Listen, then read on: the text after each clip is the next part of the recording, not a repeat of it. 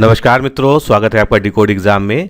आज 25 जुलाई है और आज हम 25 जुलाई के करंट अफेयर्स टॉप 10 इस वीडियो में देखेंगे और उनसे रिलेटेड जो भी इम्पॉर्टेंट फैक्ट हैं उनको भी डिस्कस करेंगे, जिससे आपकी करंट अफेयर से रिलेटेड कोई क्वेश्चन आता है तो आप उसको सॉल्व कर सकें। आप अगर पहली बार चैनल पर देख रहे हैं तो मैं बता दूं कि ये एक डेली सीरीज है और आप जो है हमें फॉलो कर सकते हैं। ये हमारे टेलीग्राम का लिंक है, उसके अलावा फेसबुक और ये यूट्यूब का है। चैनल को सब्सक्राइब अवश्य कर लीजिए और नोटिफिकेशन बेल को भी क्लिक कर दीजिए, जिससे कि आपको इस डेली सीरीज के नोटिफिकेशन सबसे पहले मिलते रहें। तो चलिए स्टार्ट करते हैं हम आज की सीरीज।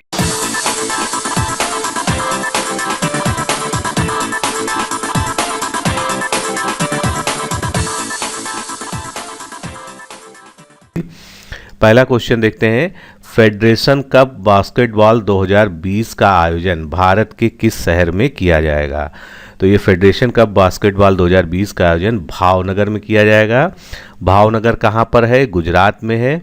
फेडरेशन कप बास्केटबॉल 2020 का आयोजन भावनगर गुजरात में किया जाएगा।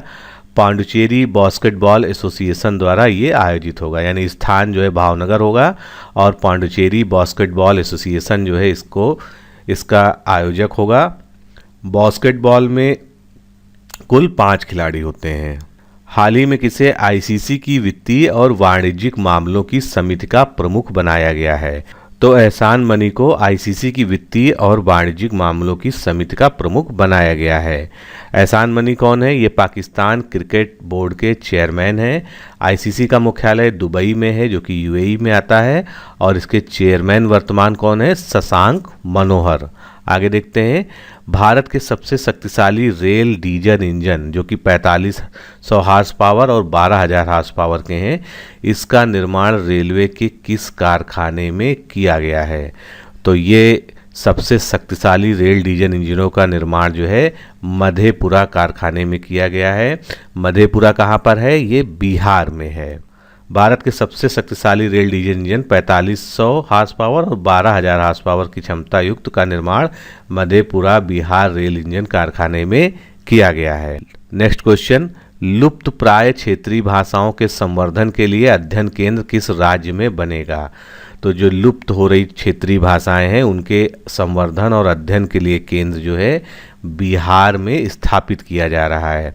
बिहार के बिहटा में आईआईटी परिसर में लुप्तप्राय क्षेत्रीय भाषाओं के संवर्धन के लिए एक अध्ययन केंद्र बनेगा। इसके निर्माण का उद्देश्य क्षेत्रीय और प्राचीन भाषाओं का विकास करना और उनका संरक्षण करना है। अगला क्वेश्चन। निम्नलिखित में से कौन यूनाइटेड किंगडम के नए प्रधानमंत्री होंगे? तो यूनाइटेड किंगडम के नए प्रधानमंत्री कौन है? Boris Johnson. Boris Johnson Britain के अगले प्रधानमंत्री होंगे। ये थेरेसा मे की जगह लेंगे। यूनाइटेड किंगडम में अब कंजर्वेटिव पार्टी की सरकार बनी है, यानी कंजर्वेटिव पार्टी से हैं बोरिस जॉनसन। बोरिस जॉनसन जो है ब्रेग्जिट के समर्थक भी हैं।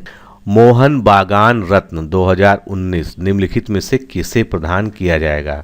तो मोहन बागान रत्न जो है उत्कृष्ट खिलाड़ियों को दिया जाता है, जिसमें केशव दत्त और प्रसून वाजपेयी को 2019 का मोहन बागान रत्न अवार्ड मिलेगा। 2 बार के गोल्ड मेडल विजेता हॉकी खिलाड़ी केशव दत्त और पूर्व भारतीय टीम के कप्तान प्रसून बनर्जी को मोहन बागान रत्न पुरस्कार हेतु चुना गया है।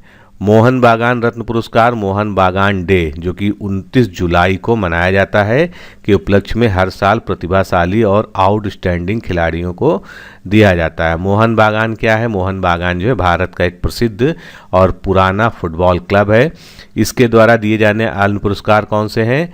Best football player of the year 18-19 का जो अरिजित बागुई को दिया जा रहा है, और life time achievement award Ashok Chatterjee को दिया जा रहा है। अगला प्रश्न।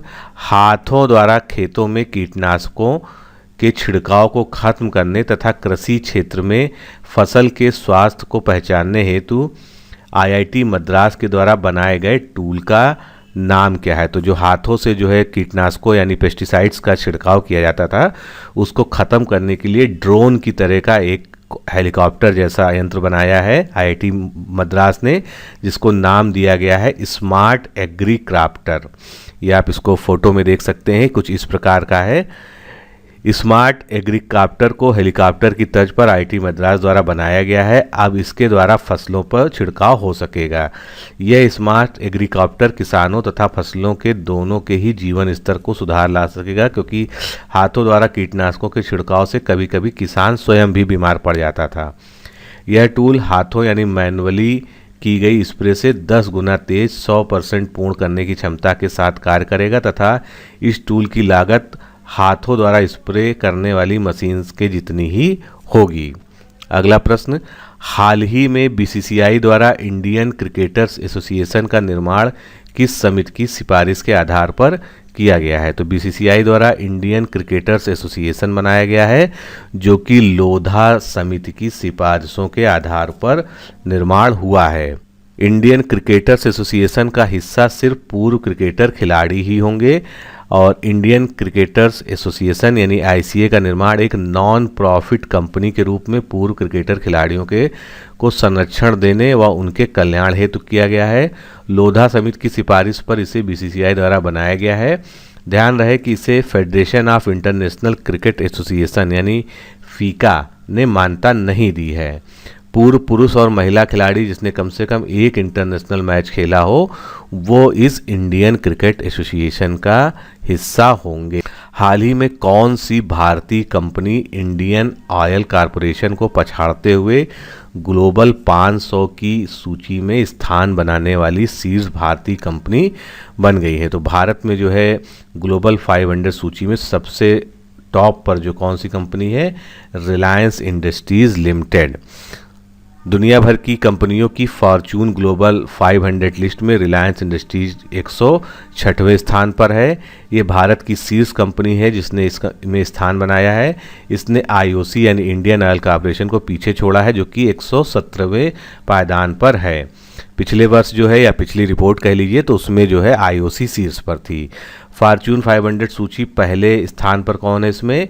अमेरिका की कंपनी वॉलमार्ट। रिलायंस इंडस्ट्रीज और आईओसी के अलावा इस सूची में अन्य भारतीय कंपनियां कौन सी हैं? ONGC, SBI, Tata Motors corporation limited और राजेश एक्सपोर्ट्स। ये सभी जो है कंपनियां इनके अलावा फॉर्चून 500 लिस्ट में शामिल हैं। अगला प्रश्न देखते हैं, किस राज्य सरकार ने सैन्य ऑपरेशन और युद्ध में शहीद होने वाले जवानों के परिवारों को 1 करोड़ का मुआवजा देने की घोषणा की है? तो ये पहल की है महाराष्ट्र ने। महाराष्ट्र सरकार सैन्य ऑपरेशन और युद्ध में शहीद वीरों के परिवारों हेतु 25 लाख की जगह 1 करोड़ रुपए की सहायता जो है परिवार को देगी। तो दोस्तों इस तरह से आज के हमने टॉप 10 करंट अफेयर्स को देखा और उनसे रिलेटेड फैक्ट्स को भी देखा। तो ये एक रेगुलर सीरीज है, आप इसको ज़रूर फॉलो करते रहिए जिससे आपकी करंट अफेयर्स की तैयारी डे बाय डे होती चले। तो आज के लिए इतना ही। नमस्कार, धन्यवाद।